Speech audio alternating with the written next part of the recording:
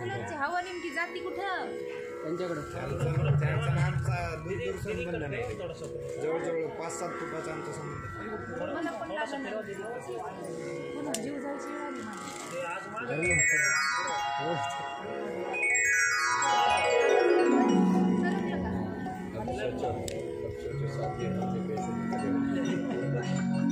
फेकून मारायला काही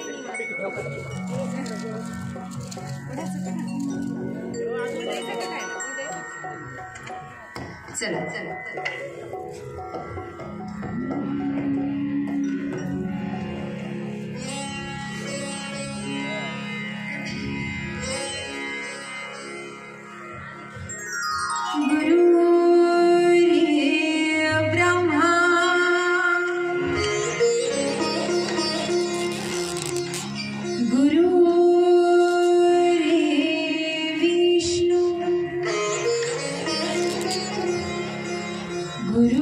गुरुर्देवो महेश्वरः गुरुर्साक्षात् परब्रह्म तस्मै श्री गुरुवे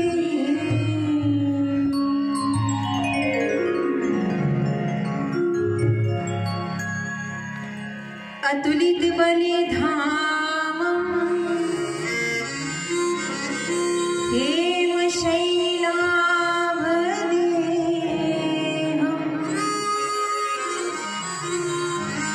दर्जवन्कृशानं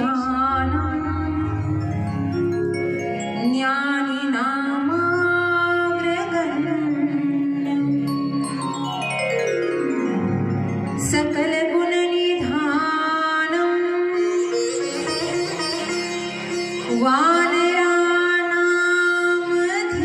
वानराणामधीशं रघुपति प्रिय भक्तं वातजातं नमामि। बोले श्री रामचंद्र भगवान की जय, श्री हनुमान जी महाराज की जय, श्री रामायण भगवान की जय, श्री संत तुलसीदास जी महाराज की जय, श्री संत तुकाराम जी महाराज की जय, श्री संत ज्ञानेश्वर जी महाराज की जय, श्री संत एकनाथ जी महाराज की जय, श्री अम्बे गौरी मात की जय, श्री दुर्गा काली मात की जय, श्री भारत माता की जय, श्री गौ माता की जय।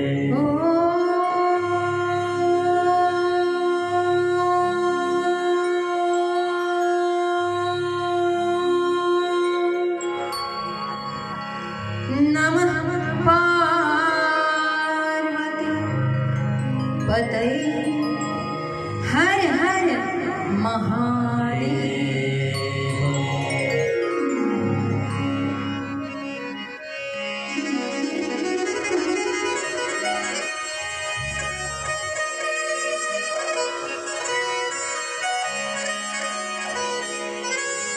गुरु की पूजा कि गुरु गोविंद, गुरु मेरे पार ब्रह्म, गुरु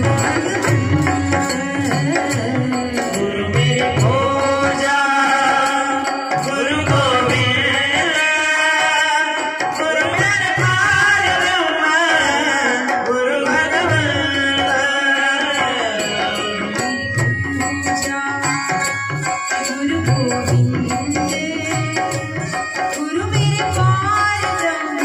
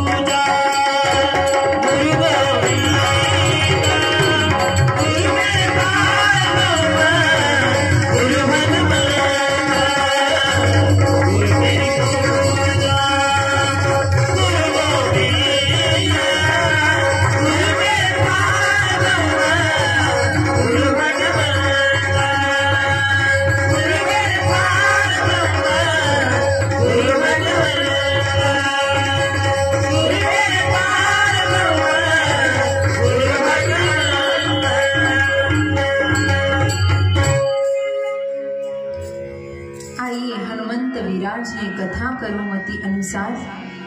प्रेम सहित गद्दी धरो पधारिये पवन कुमार, पधारिये अंजनी कुमार। शंकरम शंकराचार्यम केशवम बादरायणम, सूत्र भाष्य कृतौ वंदे भगवंतो पुनः पुनः। नंद नंदन आनंद घन सच्चिदानंद घन, गोप गोपिका क्रोड़ क्रीडाकारक भृगु पद चिन्हधारी। केशव माधव हरे मुरारी, हे नाथ नारायण वासुदेव। आनंदमयी राम, प्रेममयी राम, मन उल्लास राम, मन ज्ञान राम, मन जिज्ञासा राम, मन विश्राम राम। परम मांगल्य राम, परम प्राप्ति राम, परम सुख राम, परम ध्येय राम। निजानंद रूप राम, शिवोहम राम, नित्य आनंद राम, नित्य विश्राम राम। आर्यवंश राम, सूर्यवंश राम, रघुकुल भूषण राम, सत्य सनातन राम। कौसल्या पुत्र राम, दशरथ नंदन राम, पतित पावन राम। अहिल्या उद्धारक राम राम। रामचंद्रांचं जीवन चरित्र आपण अभ्यासत आहोत माईबाप। आजचा कथेचा सप्तम दिन आहे, 7वा दिवस आहे। आणि ज्या रामचरित्राने आपल्याला जीवन जगण्याची कला शिकवली ती रामकथा, आणि रामकथेतील असणारं प्रत्येक व्यक्तिमत्व, राम लक्ष्मण जानकी जय बोलो हनुमान की, किंवा राम लक्ष्मण भरत शत्रुघ्न, जानकी मांडवी उर्मिला आणि श्रुती कीर्ती या सर्वच जणी, अयोध्येचा राजघराणा, मिथिलेचा राजघराणा, वनवास, राज्याभिषेक या सर्व कथेतून आपण काही ना काहीतरी संकल्पना आपल्या मनावर धारण करतो की यांच्याप्रमाणे आम्हाला वागायचंय। मग आपल्याला शबरी होता येईल का, आपल्याला केवट होता येईल का? कथा ऐकल्यावर नेमकं आम्ही कोण आहोत याची जिज्ञासा म्हणजे रामकथा आहे। वारकरी संप्रदायाची शिरोधारा ज्यांनी सांभाळली अशा माईबापांना नमस्कार करूयात आणि कथेला प्रारंभ करूयात। सर्वांनी हाताने टाळी वाजवा।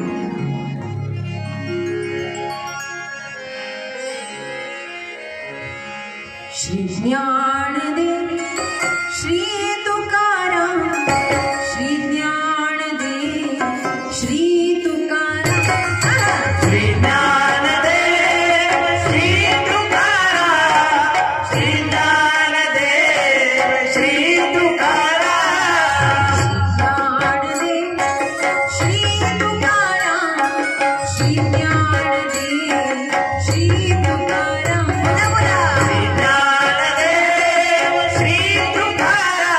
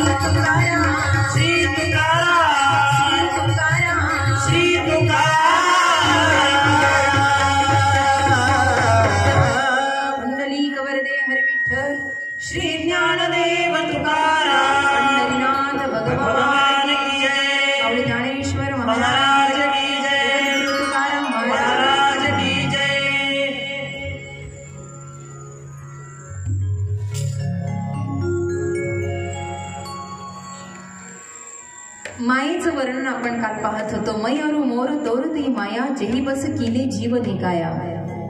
या माया सा माया हा किंवा मायाधीन जगत सर्व देवाधीनश्च माया. दैवी हेषा गुणमयी मम माया दुरत्तया मामेव ये प्रपद्यन्ते माया मेतांतरन्ति ते या नयना. माया ही सर्वांचं रडण्याचं कारण आहे. म्हणून भगवान रामचंद्र भैया लक्ष्मणाने विचारलेल्या 5 प्रश्नाची उत्तरं देतात.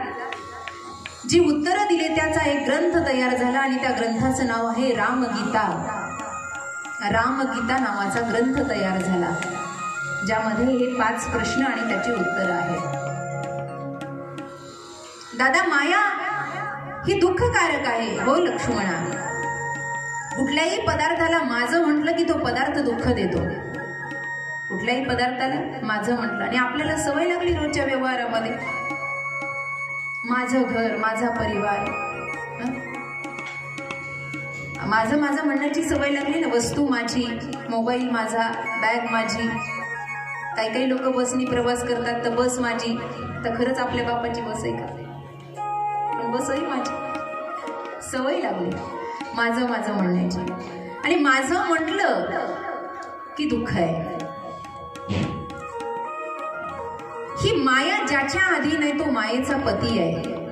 मग त्याला तुम्ही श्री विठ्ठल म्हणा, रामचंद्र म्हणा, गुरुदेव दत्त म्हणा, कोणीही म्हणा, देव तिथून एकच आहे. अनंत रूपे अनंत वेशे देखिले म्या त्यासी बाप रघुमा देवी वरू खुण बाणली कैसी देखिला गे माये देवाचा देव देव एकच आहे. या अर्थाने मायेचं निरूपण केलं. दुसरा प्रश्न विचारला होता, दादा ज्ञान म्हणजे काय? लक्ष्मणा, प्रगट गुह्य बोले. जे प्रगट होतं, जे गुढ असतं, लपून असतं, जे लपून असतं ते तत्वज्ञानाचं असतं. आणि लपून असणाऱ्याचा प्रागट्य झाल्यानंतर जीवनातला अंधकार दूर होणं म्हणजे जीवाला ज्ञान होणं. जे गुढ आहे, गीता गुढ आहे. गीतेमध्ये काही रहस्य गुढ आहे. गीता कळत नाही लवकर.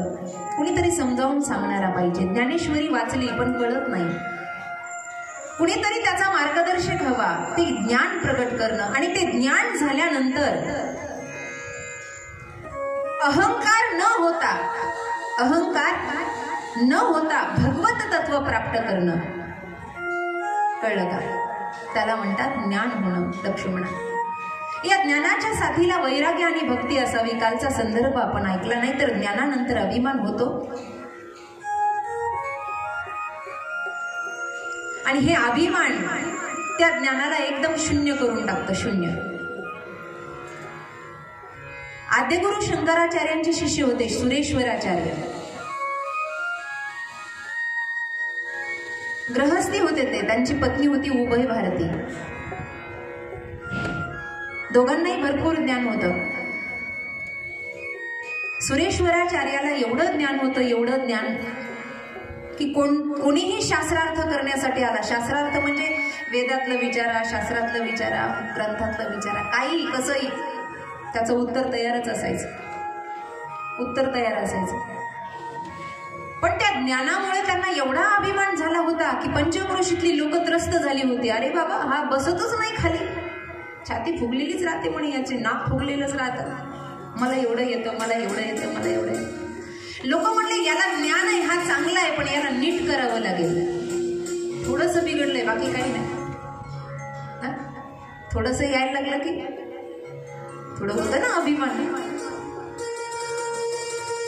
याला थोडं नीट करावं लागेल म्हणे. नीट काय करायचं? मग कुणीतरी शोध लावला आद्यगुरु शंकराचार्यांचा. आणि शंकराचार्याजवळ काही गावातली माणसं गेली, ती म्हटली, महाराज आमच्या गावामध्ये, आमच्या राज्यामध्ये असा एक ज्ञानी आहे, फक्त त्याला अभिमान झालाय, तेवढं त्याला नीट करता आलं तर बघा, त्याला गुरु नाहीये कोणी. अंधकार दूर करण्यासाठी शंकराचार्यांचा अवतार होता. ते म्हणले ठीक आहे, मी येतो. आणि ते आले. आल्यानंतर सुरेश्वराचार्यांच्या समोर उभा राहिले. बोला म्हणले महाराज बोला. आता शंकराचार्य हे संन्यासी वेशामध्ये होते, हे दोघंही गृहस्थी. पांढरे वस्त्र होते यांच्या अंगावर, यांच्या अंगावर भगवे वस्त्र. ते म्हणले, महाराज तुम्ही आलात शास्त्रार्थ करायचा का? म्हणे हो. शास्त्रार्थ म्हणजे एकमेकाला शास्त्रातले प्रश्न विचारायचे. शंकराचार्य म्हणे हो, मी शास्त्रार्थ करायला आलो. ठीक आहे म्हणे, मी कुणाला घाबरत नाही. कोण म्हणतं? ज्याला अभिमान झाला तो. मी कुणाला घाबरत नाही, मला काही विचारा, कसंही विचारा म्हणला, मी असं मागे सरत नाही म्हटला, माझं चालू असतं सगळं. शंकराचार्य म्हणलं ठीक आहे, पण तू हरला तर? ते म्हणले मी जर हरलो तर मी पांढरे कपडे सोडून देईन आणि भगवे कपडे घालून देईन, आणि तुमच्या झोपडीला राखण राहील, तुमच्या पायाची सेवा कर. पण तुम्ही जर हरले, शंकराचार्य म्हणले मी सुद्धा भगवे कपडे त्यागून देईन आणि पांढरे कपडे घालून. एवढं सोपं होतं का ते? पण पैज पडली महाराज. पूर्वीच्या काळात आत्मविश्वास खूप दृढ होता. आजही आपण आत्मविश्वासी जर असलो तर कोणतंही कार्य करू शकतो, मागं हटणार नाही. आत्मविश्वास पाहिजे स्वतःवर. आद्यगुरु शंकराचार्य म्हणले हो, सगळं आहे. शास्त्रार्थाला बसले. शास्त्रार्थाला बसल्यानंतर एवढी प्रश्नावली झाली. आद्यगुरु शंकराचार्यांनी त्या सुरेश्वराचार्यांना हरवून टाकलं. म्हणले हार माना, आता येत नाही तुम्हाला उत्तर, हार माना. पती हारतोय असं म्हणल्याबरोबर बायको उभी राहिली. बरं का महिला मंडळ, बायको उभी राहिली. नाही तर आमचा पिंट्याचा बाप तसलाच आहे असं म्हणायचं नाही कुठं पण. उभी राहिली आणि त्यांनी सांगितलं मी उभय भारती आहे. तिचं नाव काय होतं? उभय भारती. एवढी वेदांती बाई होती, एवढी अभ्यासू होती. ती म्हटली महाराज तुम्ही यांना हरलं असं म्हणू शकत नाही का? ती म्हणे मी यांच्या अर्धांगिनी, जोपर्यंत मी हरत नाही तोपर्यंत हे पूर्ण हरत नाही. मी यांच्या अर्धांगिनी, मला हरवा. आद्यगुरु शंकराचार्य म्हणले वा, याला म्हणतात जोडी. बोला म्हणले बोला. तिनं लगेच उत्तर दिलं. तिनं प्रश्न विचारायला सुरुवात केली. आता तिचे प्रश्न साधे नव्हते. तिनं कामशास्त्रातले प्रश्न विचारायला सुरुवात केली. कामशास्त्रातल्या प्रश्नाचं उत्तर देण्यासाठी गृहस्थी असावं लागतं. जर उत्तर दिलं तर समोरचे म्हणतील की यांचं ब्रह्मचर्य भ्रष्ट झालं, आणि नाही उत्तर दिलं तर हे म्हणतील की आम्ही हरलो. आता करावं काय? शंकराचार्य गप्प बसले. उभय भारती हसायला लागली. म्हणली महाराज हार माना. ते म्हणले नाही, वेळ पाहिजे, थोडासा वेळ घ्या म्हणले. वेळ. त्या भागामध्ये जो राजा होता त्या राजाचा मृत्यू झाला होता नेमकाच. राजा ग्रहस्थी होता. शंकराचार्यांना खबर कळाली, या भागातला राजा गेला. ते म्हणले ठीक आहे. शिष्यांना बोलून घेतलं. म्हणले आता माझा आत्मा त्या राजामध्ये प्रवेश करेल, कारण मला काही प्रश्नांचं उत्तर देण्यासाठी गृहस्थी व्हावं लागेल. थोड्या वेळ कामशास्त्राचे प्रश्नाचे उत्तर द्यायचे होते, थोड्या वेळ व्हावं लागेल. त्यांनी काय केलं? स्वतःचं शरीर शिष्यांना सांभाळायचं सांगितलं आणि राजाच्या शरीरामध्ये प्रवेश करून उभय भारतीच्या प्रश्नांचं उत्तर दिलं. तिला हरवलं आणि पुन्हा शंकराचार्याच्या शरीरामध्ये प्रवेश केला. हारले महाराज, हारले. दोघंही पती पत्नी आणि गृहस्थ जीवनाचा त्याग केला आणि दोघेही आद्यगुरु शंकराचार्यांचे शिष्य झाले. सांगायचं तात्पर्य काय? ज्ञान सगळीकडे असतं, पण त्याला कोणीतरी आश्रित गुरु महाराज असावा, नाहीतर ज्ञानानंतर अभिमान येतो आणि हा अभिमान फार काळ टिकत नाही. ज्ञानही अभिमानामुळे टिकत नाही असं आहे. म्हणून ज्ञानाची व्याख्या सांगितली. तिसरा प्रश्न विचारला, प्रभूजी वैराग्य कशाला म्हणतात, वैराग्य म्हणजे काय? त्या वैराग्याची व्याख्या सांगतात बाबा तुलसी आपल्या वाणीत. कहिवतात सो परम विरागी त्यांचा प्रसिद्धी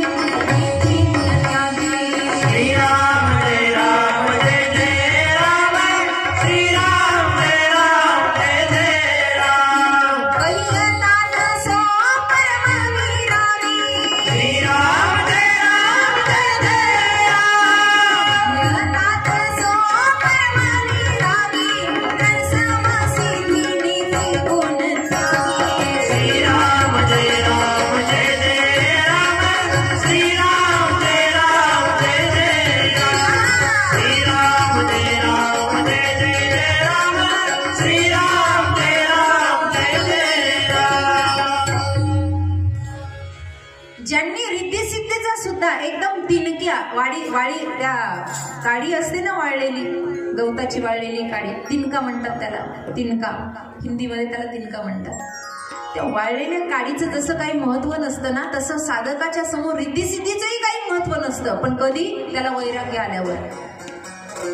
वैराग्यवान एकदा त्याग केला की त्या वस्तूकडे पुन्हा पाहत नाही, त्याला म्हणतात परम वैराग्य. उद्धवाला सांगत असताना 3 प्रकारचे वैराग्य सांगितले. सत्य वैराग्य, स्मशान वैराग्य, मरकट वैराग्य. क्रमाने मरकट वैराग्य, स्मशान वैराग्य आणि सत्य वैराग्य, हे 3 प्रकारचे वैराग्य. मरकट वैराग्य, गावात सप्ताह येतोपर्यंत एवढं वैराग्य राहतं, एकमेकाला भेटलं की रामकृष्ण हरी शिवाय बोलतच नाही. रामकृष्ण हरी, सप्ताह चालू आहे गावात. मरकट वैराग्य, हटतच नाही. काल्याचं कीर्तन होईपर्यंत चान्स नाही पुन्हा दुसऱ्या गोष्टीला. काल्याचं झालं, कीर्तन झालं, संपलं रामकृष्ण हरी. कीर्तन ऐकेपर्यंत बरोबर आहे, कीर्तन ऐकलं, उठले, कपडे झटकले, चालले. काही लोक कथा झाल्यावर, म्हणून मी पाया पडू देत नाही तुम्हाला. काही लोक पाया पडतात, अहो पाया पडता आमच्या कथा कीर्तन झाल्यावर. काय नाही म्हणले, जेवढं ऐकलं तेवढं तुम्हाला देऊन चाललोय, घरी कुठं नाहीच एवढं. मरकट वैराग्य तितक्या पुरतं. नंतर आहे स्मशान वैराग्य. स्मशानात गेलं की वैराग्य येतं, कारण एखादं जळत असलं की लगेच डोळ्याला पाणी येतं. काही खरं नाही हो माणसाचं, 2 दिवसाचं जीवन आहे, काय खरं आहे, मातीतच जाणार आहे. असं वाटतं एवढं स्मशानामध्ये वैराग्याची भाषा बोलतं का असं वाटतं आळंदीला निघून जातं का काय कोणास ठाऊक, घरीच जातं की नाही कोणास ठाऊक, एवढं वैराग्य. पण ते कुठपर्यंत? स्मशान सोडत नाही तोपर्यंत. एकदा स्मशान सुटलं की पुन्हा घरचे बेचे पाडे पंचावन्न सुरूच आहे. स्मशान वैराग्य. सत्य वैराग्य, जे एकदा साधकानं धारण केलं की तो सर्व आसक्तीचा त्याग करतो, सर्व विषय भोगाचा त्याग करतो, मोह मायेचा त्याग करतो. लक्ष्मणा, ते परम वैराग्य आहे. 4था प्रश्न विचारला होता, दादा ईश्वरामध्ये आणि जीवामध्ये अंतर काय आहे? लक्ष्मणा ऐक.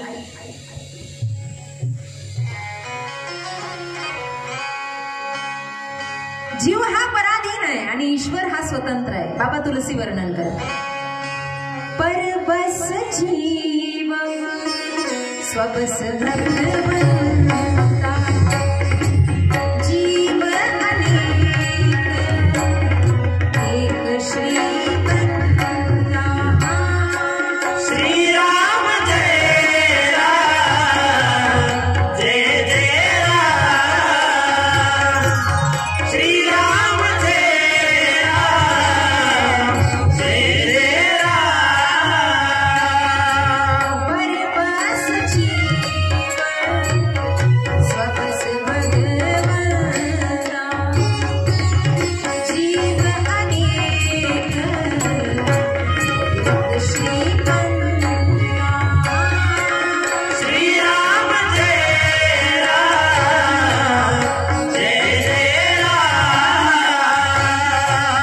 श्रीराम जय राम, जय जय राम. जीव पराधीन आहे, पराधीन, आणि ईश्वर हा स्वतंत्र आहे. जीव अनेक आहे, पण ईश्वर मात्र एक आहे, जीव अनेक आहे, पण सबका मालिक एक है, सर्वांमध्ये नांदणारा मात्र एक आहे. जीवाला स्वतःच्या मताने काही करता येत नाही. म्हणून मी पहिल्या दिवशी सांगितलं की मोजून आपल्याला एक गोष्ट दिलेली आहे, मोजून देवाने तेवढीच वापरायची आहे.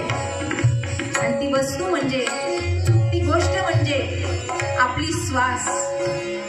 आपले जेवढे श्वास दिलेत ना तेवढे मोजून दिलेले आहे, तेवढे संपले, सगळं संपलं. म्हणून जीव पराधीने लक्ष्मणा आणि ईश्वर स्वतंत्र आहे. गंगा गेली सिंधू पाशी, तिने अवेरीने तिशी, तिने जावे कवन्या ठाया, वेगे सांगा पंढरी राया. जीवाला परमात्म्याला शरण जायचं असतं. म्हणून माऊली म्हणतात, जो होय मज अनन्य शरण, त्याचे निवारी मी जन्म मरण, या लागी शरणागता शरण मीच येतो.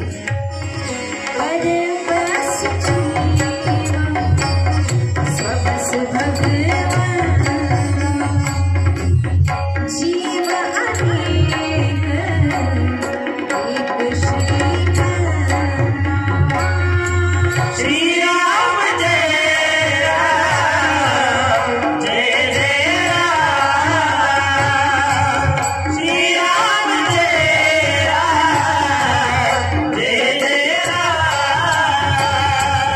जाते तेरी रगों में भाई, सो सब भगती सब सुख दाई. श्री राम जय राम, जय जय राम. श्री राम जय राम, जय जय राम. स्वतंत्र अवलंबन आना, एही अधीन ज्ञान विज्ञाना. श्री राम जय राम, जय जय राम. श्री राम जय राम, जय जय राम. भगती तात अनुपम सुख मूला, मिलई जसंत होई अनुकूला. श्री राम जय राम, जय जय राम. श्री राम जय राम, जय जय राम. हे वैराग्य टिकणं फार महत्वाचं आहे. वैराग्य होतं एकदा, वैराग्यामध्ये माणसं संकल्प करतात, आम्ही असं करू, आम्ही तसं करू, तसं करू, तसं करू. पण वैराग्य टिकण्याला फार महत्व आहे. नाहीतर विषय समोर आले की वैराग्य संपतं. विषय समोर आले की वैराग्य संपतं. बिरबल एकादशी करायची. एकादशी बिरबलाने एक मांजर पाळलेलं होतं आणि ते मांजरी एकादशी करायचं. मांजरी एकादशी करतात काय? मांजरी एकादशी करायचं म्हणे. अकबराला नवलच वाटलं. ते म्हणले, तुझं मांजर एकादशी करतं? म्हणे, हो, आण बरं त्या मांजराला म्हणे माझ्यासमोर. अकबर जेवायला बसले. मांजर एका बाजूला, दोन्ही बाजूनी समया लावल्या. एवढं ताट वाढलेलं, पण मांजरानं असं डोळे तिरके करून सुद्धा दुधाच्या वाटीकडे पाहिलं नाही. खरंच रे म्हणले, मांजर एकादशी करते. अर्धा तास झाला अकबर जेवतो, पण मांजरानं ताटाकडे सुद्धा पाहिलं नाही. उंदीर आला की उडीच मारली. वैराग्य टिकण्याला फार महत्व आहे. विषय समोर दिसला, मन वाळलं, उपवास असला आणि एखादा आवडीचा पदार्थ दिसला, अरे देवा, काय पाप केलं म्हणून हे पदार्थ समोर आले असं वाटतं. आणि नेमकं उपवासाच्या दिवशीच दिसतं तसं काय. असं होतं कधी कधी. वैराग्य टिकण्याला महत्व आहे. टिकण्याला पुढे सांगितलं, भक्ती कशाला म्हणतात? भक्ती तात अनुपम सुख मूला. भक्ती ही सुखकारक आहे, भजन हे सुखकारक आहे. परंतु जोपर्यंत संत सानिध्य लाभत नाही तोपर्यंत परम भक्तीचं ज्ञान मिळत नाही. आणि भक्ती, प्रेम, सुख हे फार मोठं आहे. भक्ती प्रेम सुख नेनवे अनेका पंडिता वाचिका ज्ञानी आसी जरी आत्मनिष्ठ जरी झाले जीवन मुक्त तरी भक्ती प्रेम सुख असं आहे. किती हे आत्मनिष्ठ झाला ते प्रेम सुख मिळणं आणि ते टिकणं कठीण आहे. मग कसं मिळेल? भक्ती तात अनुपम सुख मुला मिलही जो संत होई अनुकूला. संत कृपा झाली की भक्ती आपल्याला प्राप्त होते. संत कृपा होणं, गुरु कृपा होणं फार महत्वाचं आहे. असं देव एवढा सोपा नाही की लगेच मंदिरात झालं की गेलं की आपल्याला दर्शन देईल म्हणून नाही. संत कृपा होणं गरजेचं आहे. म्हणून ज्ञानोबा तुकोबांच्या जेवढे संत झाले, संत चोखा महाराज, संताजी महाराज जगनाडे, संत सावता महाराज, संत नरहरी महाराज, जेवढे संत संप्रदाय त्यांच्या मार्गावर आपण पाऊल ठेवला भक्तीची प्राप्ती झाली. या अर्थाने भक्तीचं तत्व सांगितलं, भक्तीचं वर्णन केलं, ज्ञान झालं. ज्ञान लक्ष्मणजी कृतकृत झाले, म्हणले दादा मी प्रसन्न झालो, मला खूप ज्ञान झालं, तुझ्याकडून मला ज्ञान मिळालं रामदादा. आणि आनंदामध्ये पंचवटीमध्ये वास्तव्य करायला लागले. पण झालं असं, होतं असं, ज्ञान झालं की ईर्ष्या येते बघा. एकतर अभिमान येतो नाहीतर ईर्ष्या येते.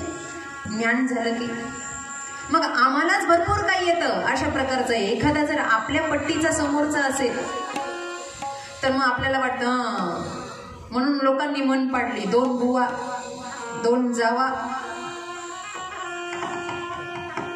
एकत्र येत नाही म्हणे. असं नाहीये, पण ही लोकांनी मन पाडली. जावा जावा एकत्रच येत नाही म्हणे. एकीचं कौतुक केलं का दुसरीचे नाक फुकतं. मग सगळ्याला धरून चालावं लागतं. हिनं हे केलं तिनं ते केलं. एकाच्या समोर दुसरा आला पटत नाही, ईर्ष्या होते. ईर्ष्या. एका राजानं 2 साधूला जेवायला बोलवलं. एका राजानं 2 साधूंना जेवायला बोलवलं. काही पर्व काळ होता त्या दिवशी आणि सार्वजनिक नळ होता समोर. राजा मध्ये उभा होता. एक साधू इकडे, एक साधू इकडे. नीट आहे का बरं? सगळ्यांसाठी आहे. एक साधू हात धुवायला गेला आणि बाजूचा साधू उभा होता तिथेच राजाच्या जवळ. जो हात धुवायला गेला, ए शांत बसा. जो हात धुवायला गेला, लक्ष द्या माझ्याकडे. जो हात धुवायला गेला त्याचं कौतुक राजानं शेजारच्या साधू जवळ केलं. बोले हो महाराज जो गए ना बोले हात धोने के लिए. ते महाराज गेलेत ना, फार विद्वान आहेत बरं. फार येतं त्यांना, फार येतं. काय सांग, फार विद्वान आहेत. या शेजारच्याचं लगेच पोट दुखायला लागलं. तो म्हणला तो वो जो गया वो. बोले हा वो.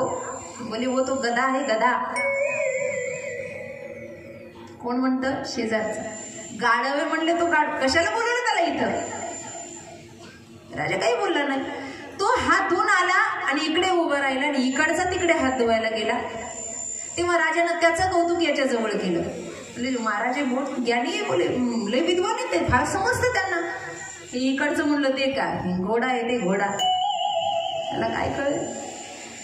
राजा म्हणलं काय वाढलंय यांच्या ताटामध्ये? सैनिक म्हणले अन्न काढून टाका म्हणले. मग मी सांगतो ते वाढा.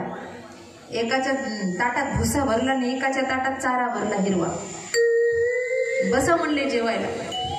दोघं बसल्यावर एकाला हिरवा चारा दिसतोय, एकाला भुसा दिसतोय.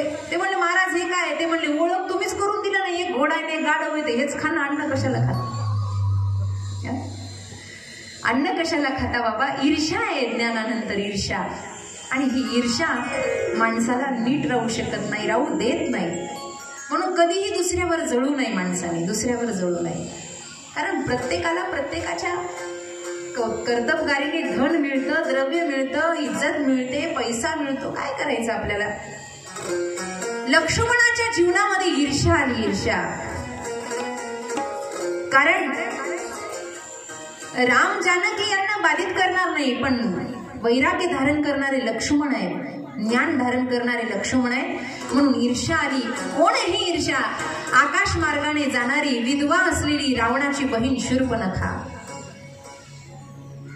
दिव्य जीवा असं नाव होतं तिच्या पतीचं आणि त्याला रावणानेच मारलेलं होतं. विधवा झालेली होती. पतीसाठी शोधत होती. पती पाहिजे, पती पाहिजे, पती पाहिजे. इकडे तिकडे शोध घेत होती. आणि अशी शूर्पणखा, तिला आकाश मार्गातून राम दिसले. जसे राम दिसले तसाच रामचंद्रांवर तिचा मोह झाला आणि ती खाली उतरली. याचं वर्णन बाबा तुलसीकर. पंचवटी सो गई इंतबार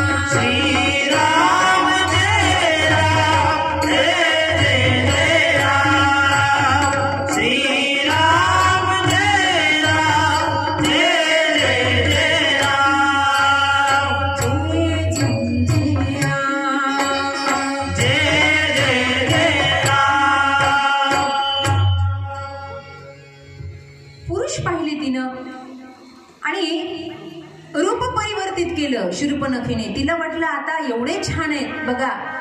तिने जानकी मातेला पाहिलेलं नव्हतं अजून. जो विषय समोर असेल ना त्याच्याकडे जीवाचं लक्ष जातं, आजूबाजूच्या लोकांकडे जात नाही. म्हणून रामचंद्रांना पाहिलं सावळं रूप एवढं तिला आवडलं, ती म्हणे आता यांना लग्नासाठी आपण प्रस्ताव मांडूया. पण एवढं काळं काळं रूप धारण करून गेले तर मला पसंत करतील का? मग थोडस लाली पावडर लावून जाऊ. डोक्यावर शिंग होते, ते शिंगही बघितल्यावर राम पसंत करतील काय?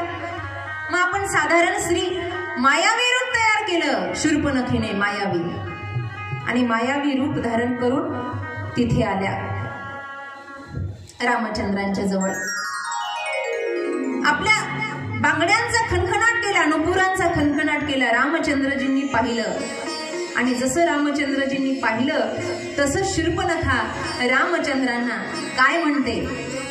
तुम सम पुरुष नामो समनाई कहविधी संजोग रचा विचारी. श्री राम जय राम जय जय राम, श्री राम जय राम जय जय राम. तुम सम पुरुष नामो समनाई, श्री राम जय राम जय जय राम. तुम सम पुरुष नामो समनाई कहविधी संजोग रचा विचारी. श्री राम जय राम जय जय राम, श्री राम जय राम जय जय राम. श्री राम जय राम जय जय राम, श्री राम जय राम जय जय राम. रामचंद्रांना शूर्पणखा म्हणते तुझ्यासारखा दुसरा पुरुष नाही. तुम सम पुरुष नमो समनारी, माझ्यासारखी दुसरी सुंदर बाई नाही आणि तुमच्यासारखा दुसरा सुंदर पुरुष नाही. यह विधी संजोग रचा विचारी, या संयोगानं विधीनं आपल्याला एकमेकासाठी बनवलंय. रामचंद्रांच्या लक्षात आलं. ते म्हणले बाई माझं लग्न झालंय ना. कुठे म्हणले घरचे माणसं कुठे आहेत? लक्ष्मी इकडे असंच म्हणतात. ही काय म्हणे बसले जवळ. सीतही चितही कही प्रभू बाता. आता लक्ष जनकनंदनी जानकी मातेकडे गेलं आणि एक भोये खाली एक भोये वर झाली शूर्पणखीची. आड्या पडल्या कपाळावर. कपाळावर आड्या नसाव्यात बाईच्या, आड्या नसाव्यात. प्रसन्नची चेहरा असावा, किती दुःख असू द्या. आड्या पडल्या की समजायचं शूर्पणखाचे गुण आले चांगला. सांगून जाते जाता जाता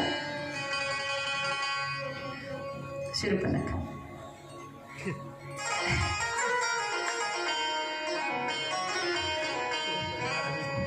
त्याच्या मागे लागतं रे, हसू येते ना मला. तिने बघितलं जानकी मातेला आणि बघितल्यानंतर तिला राग आला महाराज. ती म्हणली मी विवाह करण्यासाठी आलीये. रामचंद्रजी म्हणले तो समोर गोरा बसलेला आहे ना, बाण भासतोय बघ, लक्ष्मणजी होते त्याच्याकडे जाऊन बघ म्हणले. त्याच्याकडे जाऊन बघ. शूर्पणखा लगेच लक्ष्मणाकडे गेली आणि लक्ष्मणाच्या जवळ जाऊन तेच शब्द, लक्ष्मणा तुम सम पुरुष नमो समनारी. लक्ष्मण म्हणले अहो तुमचा काहीतरी रॉंग नंबर लागलाय. म्हणले कसं काय? आमचे घर आहेत म्हणे. असू द्या ना म्हणे, मग घरवाली एक आणि बाहेरवाली एक. काय हरकत आहे? मी वनाची राणी आहे म्हणे, तुम्ही इकडे आले की मी तुमची पत्नी. लक्ष्मण म्हणले तुझं डोकं जाग्यावर आहे का? मी कोण आहे? म्हणे रामाचे भाऊ आहेत. अगं भाऊ आहे पण मी कोण आहे? म्हणे दास आहे. मग तुला डोकं आहे का? म्हणे तू एका दासाची पत्नी झाली, मला त्यांच्यासाठी लाकडं तोडावे लागतात, अग्नी जाळावा लागतो, फळं फुलं तोडून आणावे लागतात, त्यांचे पाय दाबावे लागतात, आणि तू माझी बायको झाले की तुला हे सगळं करावं लागेल. ती म्हणते मी करू काय? लक्ष्मणाला दुःखित होत, मी काय करू सांगा ना, मला तर लग्न करायचंय. लक्ष्मणजी म्हणले पुढच्या अवतारात 16,108 आहेत, फॉर्म आधीच भरून टाक. 16,108 जणी आहेत, तुझा नंबर लागला तर लागला, आताच नंबर लावून टाक. तिला राग आला महाराज की या जानकीमुळे राम मला स्वीकारत नाही, म्हणून तिनं खरं रूप धारण केलं. शूर्पणखा जिचे नाखून धारदार आहे, तिनं ते नख प्रगट केले, रूप प्रगट केलं, आणि ती जानकी मातेवर घाव करण्यासाठी जाऊ लागली. लक्ष्मणजींच्या लक्षात आलं आणि त्यांनी धारदार बाणाच्या टोकानं नाक, कान आणि स्तन शूर्पणखेचे कापले, वार केला महाराज तिच्यावर. रक्ताचा अलोट पूर सुरू झाला आणि शोक करत आकाश मार्गाने शूर्पणखा जाऊ लागली. तिला रस्त्यामध्ये खर दूषणाची भेट झाली. खर आणि दूषण हेही राक्षस होते. एकमेकांना युद्ध करत असताना एकमेकांवर वार करून त्यांचं मरण होईल असा त्यांना श्राप मिळालेला होता. खरं दूषणाने विचारलं तुझे हे हाल कुणी केले? म्हणे 2 तपस्वी आले, त्यांच्यासोबत एक स्त्री आहे, त्यांनी मला विनाकारण मारलं. खरं दूषण रामजींना युद्ध करण्यासाठी गेले आणि राम लक्ष्मणाने असा कट केला की दोघांना स्वतःच दर्शन सगळीकडे होऊ लागलं आणि एकमेकावर त्यांनी वार केले. खरं दूषणाचा मृत्यू झाला. शूर्पणखेकडे 2 वार्ता होत्या. एक नाक कापल्याचं, ईर्षेचं नाक कापल्या जातं बरं, ईर्ष्यावानाचं नाक कापल्या जातं. मग लोक म्हणतात ना नाक आहे का तुला यायला, असं लोक म्हणतात. पण नाक कधी कापल्या जाऊ नये त्याची तेवढी आठवण ठेवावी. ईर्ष्यावानाचं नाक कापल्या जातं. या अर्थाने आता मात्र 2 संदेश घेऊन ती रावणाच्या दरबारामध्ये गेली. रावण आता काय करतोय? रावणाची सभा भरलेली आहे. रावणाच्या दरबारामध्ये गेली आणि रावणाच्या दरबारामध्ये जाऊन शूर्पणखा रावणाला ज्ञान देते. काय ज्ञान देते? राजनीती बिनु धनु बिनु धर्मा, हरि समर्थे बिनु सत्कर्मा. श्रीराम जय राम जय जय राम, श्रीराम जय राम जय जय राम. राजनीती बिनु धनु बिनु धर्मा, हरि समर्थे बिनु सत्कर्मा. श्रीराम जय राम जय जय राम, श्रीराम जय राम जय जय राम. खरदूषण मोही समबलवंता, श्रीराम जय राम जय जय राम. खरदूषण मोही समबलवंता, इतको वारी बिनु भगवंता. श्रीराम जय राम जय जय राम, श्रीराम जय राम जय जय राम. श्रीराम जय राम जय जय राम, श्रीराम जय राम जय जय राम. खरदूषण मोही सम बलवंता. दरबारामध्ये गेली. सगळ्या आजूबाजूला स्त्रिया होत्या आणि रावण मदिरा पान करत होता. मदिरा कळते ना? मदिरा पान करत होता. शूर्पणखा तिथे गेली आणि रावणाला काय म्हणते? ए रावणा, ऐका बरं दादा, राज्य टिकवायचं असेल तर नीती असावी लागते दादा. राजनीती बिनु धनु बिनु धर्मा. जर राज टिकवायचं असेल तर नीतीनं वागावं लागेल. धन टिकवायचं असेल तर धर्माने वागावं लागेल. संन्यास टिकवायचा असेल तर विवेकानं वागावं लागेल. भक्ती टिकवायची असेल तर प्रेमानं वागावं लागेल. तुलसीदास म्हणले बाई तू तर हबब आहेस, एवढं येत आहे तुला? कुठे होतीस इतके दिवस? एवढं ज्ञान सांगते कोण? जिचं नाक कापलं. कारण तिला आता शिक्षा मिळाली आहे. आणि ज्याला पायाला ठेच लागल्यावर आपणच दुसऱ्याला म्हणतो ना त्या रस्त्यानं नीट जा बरं, तिथे दगड आहे, तिथे दगड आहे. ज्ञान झालं तिला आणि ती त्या रावणाला ज्ञान देऊ लागली. रावण उठला नाही पण ती एक शब्द म्हणली, एक शब्द. खरदूषण यांचा मृत्यू झाला. ताडकन उठून उभा राहिला. कारण खरं दूषण मोही समबलवंता, खरं दूषण माझ्याप्रमाणे बलवान आहे आणि त्यांचा जर मृत्यू झाला असेल तर निश्चिंत भगवंताचा अवतार झाला. आता मला जागा झालं पाहिजे. रावण खडबडून जागा झाला आणि रावणाची तयारी सुरू झाली. रावण धावतच मारीच्याकडे गेला. महाराज मारीच्याकडे, आणि मारीच्याला सांगितलं, ओ मारीच मामा उठा, जागे व्हा. काय म्हणे, तुम्हाला आता सुवर्ण कांतीचं मृग बनायचंय आणि जानकीची फसवणूक करायची आहे. सगळं काही सांगितलं. मारीच्यानं सुरुवातीला सांगितलं मला जमणार नाही. का? अहो म्हणले, मला बिना टोकाचा बाण मारला तेव्हा ते एवढूस होतं म्हणले, एवढूस. आता केवढं झालं असेल विश्वामित्राच्या यज्ञामध्ये. मी नाही म्हणले, मी नाही. ते म्हणले, हे बघ मारीच्या, तू माझी साथ दिली तरी मरण आहे आणि नाही दिली तरी मरण आहे. उभय भाती देखा निज मरणा, तब ताकेऊ सज्जन शरणा. मारीच्यानं विचार केला, बरोबर आहे, याची साथ दिली नाही तर हे जाग्यावर मला मारून टाकील, हा रावण आहे. आणि जर याची साथ दिली तर मरण रामाच्या हातून आहे. मग त्याच्यापेक्षा रामचंद्रांच्या हातूनच मरा ना. ठीक आहे म्हणे, मी तयार आहे, तयार आहे. सुवर्ण कांतीचं शरीर बनवलं मृगानं, मृग झाले.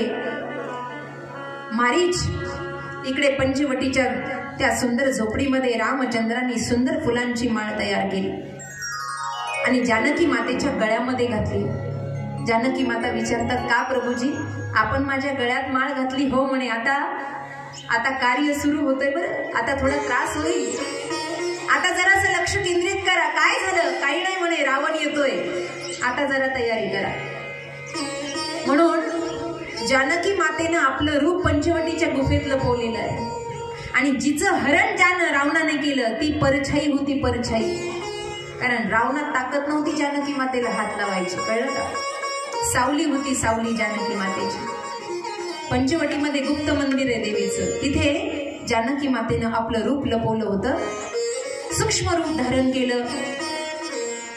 सुवर्ण कांतीचं मृग धावू लागलं, कारण ती जनकाची कन्या होती. एवढं ज्याचे पिताश्री राजा आहेत, सासरे राजा आहेत, पती राजा होणार आहे, त्या स्त्रीला सोन्यावर मोह होऊ शकतो का? काय कमी होती सोन्या चांदीला? परछाई उभं राहिली, मृग धावू लागलं. मग तो हट्ट केला. आपल्याला कथाभाग माहिती आहे. मग राम म्हणले, ठीक आहे मी जातो. मृगाला सांगितलेलं होतं मारीच्याला, पुढे गेलं की बाण लागेल. बाण लागल्यावर राम म्हणायचं नाही लवकर, लक्ष्मणा धाव, जानकी धाव असं म्हणायचं ठरलेलं होतं. राम बाण मागे लागला, रामही धावू लागले. लक्ष्मणजी आणि जानकी माता पंचवटीमध्ये आहे. तिकडे मारीच्याला बाण लागला रामाचा, मृग खाली पडला. लक्ष्मणा धाव, सीते धाव. इकडे पंचवटीमध्ये आवाज आला. लक्ष्मणानं सांगितलं, आवाज आला.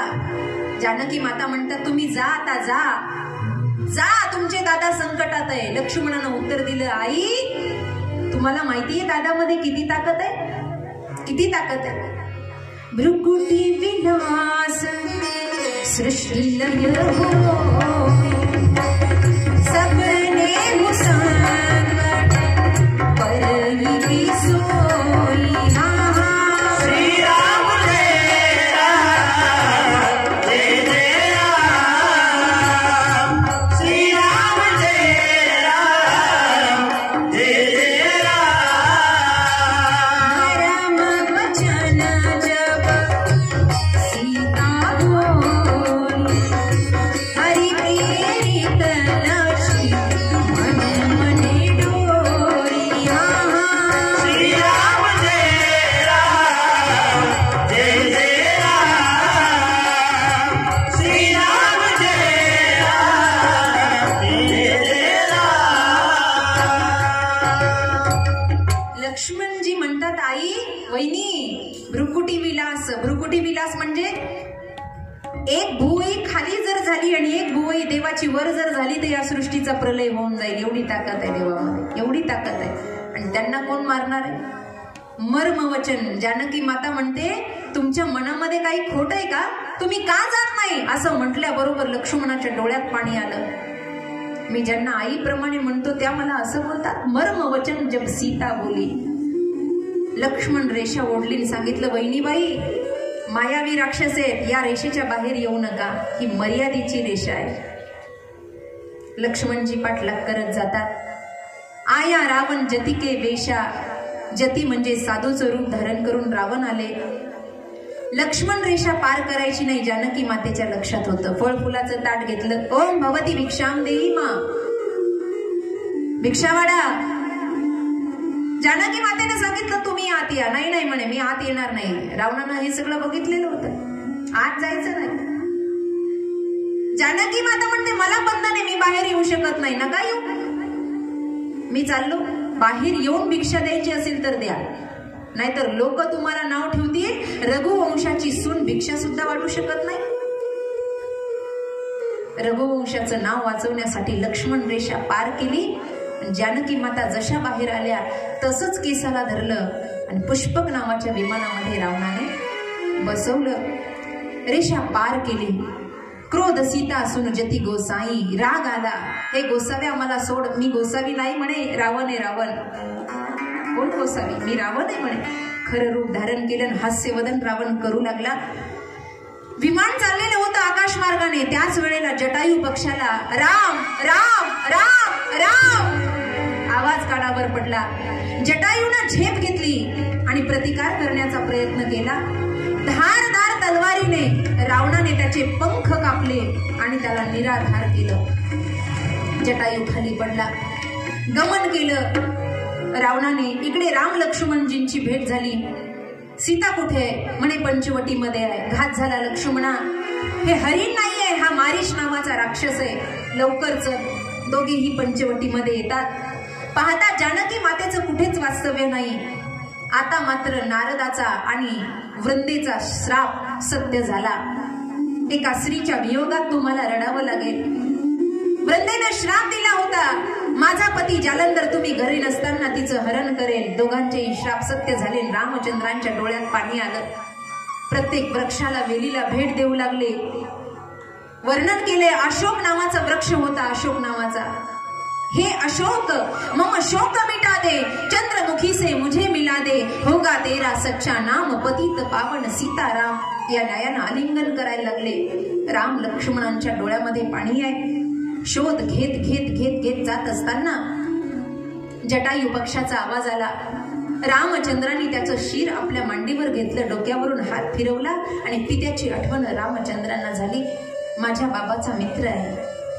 आज पुन्हा एकदा राजा दशरथांची आठवण झाली आणि रामचंद्रांच्या डोळ्यातून अश्रूच्या धारा निघाल्या. जटायू पक्षाचे झालेली अवस्था रामचंद्रांना बघवेना. डोक्यावरून पक्षाच्या हात फिरवू लागले. जणू काही जीवन दान देणार. जटायू म्हणतात नाही प्रभूजी, आपल्या मांडीवर मरणं हे कुणाच्या नशिबात आहे. तुमची सेवा करता करता माझा प्राण त्याग होतो, हे माझं मोठेपण आहे. आणि राम राम म्हणता म्हणता रामाच्या मांडीवर जटायू पक्षानं प्राण त्याग केला. पक्षी गेला. सर्व जगाच्या नजरेमध्ये तो पक्षी होता, पण रामचंद्रांच्या नजरेमध्ये तो पिता समान होता. म्हणून रामचंद्रांनी स्वतः त्याला अग्नी दिला आणि 3 दिवस कर्मकांडाचा विधी स्वतः केला आणि व्रत वैकल्य उपवास आदी कर्म केले. 3 दिवस संपल्यानंतर राम लक्ष्मण स्वतःला सावरतात आणि पुढे प्रस्थान करतात. चलता चलता चलता चलता आवाज आला. राम राम रामाचा ध्वनी येऊ लागला आणि तो ध्वनी कानावर पडला. लक्ष्मणजीने विचारलं, प्रभूजी कोण आहे? कुठे चाललोय आपण? हा रामरामाचा ध्वनी कुठून येतोय मला सांगा. त्यावेळेला रामजींनी सांगितलं, एक साध्वी मातंग ऋषींची शिष्या इथे राहते आहे आणि त्यांच्याकडे आपण जात आहोत. अनंत काळापासून, अनंत वर्षापासून संपूर्ण जीवन ज्यांनी राम प्रेमामध्ये घातलं अशा शबरी मातेची भेट आपण घ्यायला जाणार आहोत. महाराज, भक्तांची रचना खूप मोठी आहे. तुकड्यादास महाराज म्हणतात, हे हृदय, हे शरीर म्हणजे एक शेती आहे आणि हा मळा राखण्यासाठी सदैव पांडुरंग परमात्मा जसा येतो, जसा राम बनून शबरीसाठी आला, म्हणून तो तुकारामदास महाराजांनी सुंदर अभंग गायलाय. आपण जरासं त्याच्यावर दृष्टिक्षेप करूया.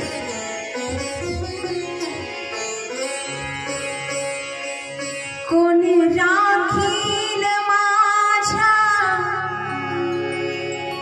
हरीचा मळा, कोणी राखील माझ्या हरीचा मळा, वाळूनी चालला उभा जोंधळा, वाळूनी चालला उभा जोंधळा, वाळूनी चालला उभा जोंधळा.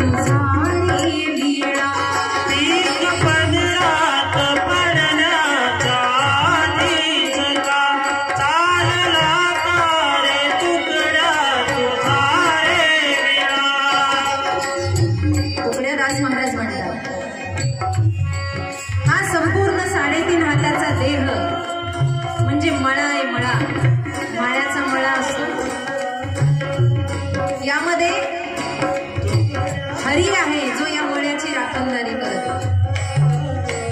परमतत्वाची भेट होण्या अगोदरच जर जीव गेला तर असं म्हणता येईल की पीक पदरात पडण्याच्या अगोदरच पिकाचा नाश झाला, नायनाट झाला, असंच म्हणायचं त्यांना.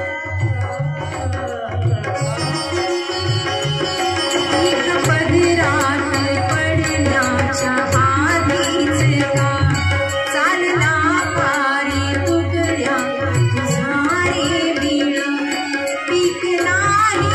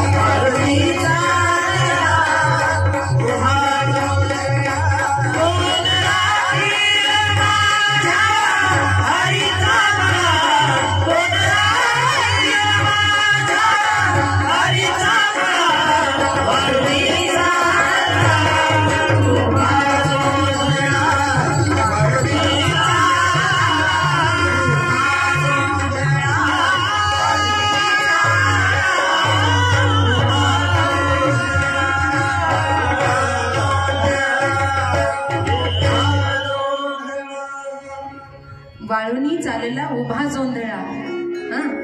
म्हणून हे शरीर असंच चाललंय. एक दिवस चौघाच्या खांद्यावर झोपावं लागेल. लक्ष्मणा, गुरु सानिध्यामध्ये जिनं अखंड साधना केली आणि मिळालेल्या नरदेहाचा जिनं सदुपयोग केला अशी मातंग ऋषींची शिष्या माता श्रवणी अर्थात शबरी, आणि तिच्या आश्रमाकडे आपण जातोय. माता शबरी सारं आयुष्य घातलं साधू सेवेसाठी. फार महत्वाची गोष्ट सांगायची आहे. त्या काळामध्ये मातंग ऋषीला सुद्धा लोकांनी बोलले, शिव्या दिल्या. महाराज, बाई आणून ठेवली म्हणे आश्रमामध्ये. तेव्हा लोक जात नव्हती मातंग ऋषींकडे. एकदा एका ऋषींचा समूह आला. तिचं पूर्व नाव श्रवणी आहे. ऋषींचा समूह आला आणि तिथे जवळ असणाऱ्या पंपा सरोवरामध्ये स्नान करण्यासाठी. त्यावेळेला काही लोकांनी शबरीला नाव ठेवलं. त्या पंपा सरोवरातील पाणी लाल झालं रक्ताप्रमाणे. मग ते वेद म्हणल्यावरही चांगलं होत नव्हतं, खरं पाणी होत नव्हतं, लाल रंग जात नव्हता. उलटे म्हटले, सुलटे म्हटले. ज्या वेळेला शबरी मातेने उजव्या हाताची करंगळी त्या पंपा सरोवरामध्ये टाकली त्यावेळेला पाणी परिवर्तित झालं. अशी ती शबरी माता. रामचंद्र तिच्याकडे जात आहेत आणि तिला नवधा भक्तीचं ज्ञान देतात. तत्पूर्वी आपण काही क्षणाची विश्रांती घेणार आहोत. इथे काही पाहुणी मंडळी आली आहेत गावकऱ्यांच्या वतीने, त्यांचा सत्कार करू. त्यांनाही पुढे जायचंय म्हणून थोड्या वेळाची विश्रांती.